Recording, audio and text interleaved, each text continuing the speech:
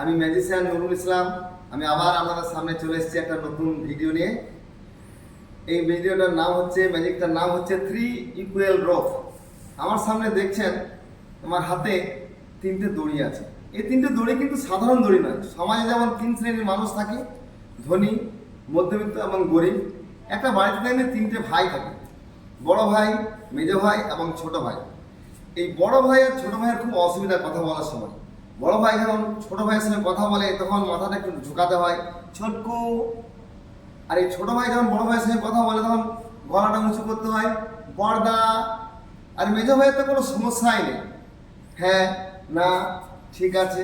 তো আমি তো ম্যাজিশিয়ান, ওদের এই অসুবিধার কথা ভেবে ওদেরকে ডেকে আমি এক জায়গায় বসে 3 জনকে কি করেছি আপনারা দেখুন। 3 ভাইকে আমি এক জায়গায় ডেকে নিয়েছি, তারপর এক জায়গাতে বসলাম। এই বসার পরে ওদেরকে ডেকে আমি সেই মন্ত্রটা বলেছিলাম।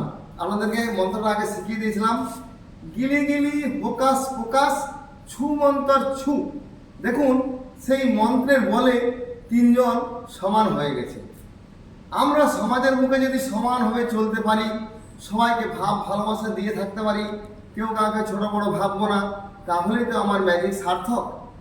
সবাইকে ধন্যবাদ জানিয়ে আমি আমার ম্যাজিকের ভিডিও এক্ষুনি শেষ করলাম। ধন্যবাদ, নমস্কার।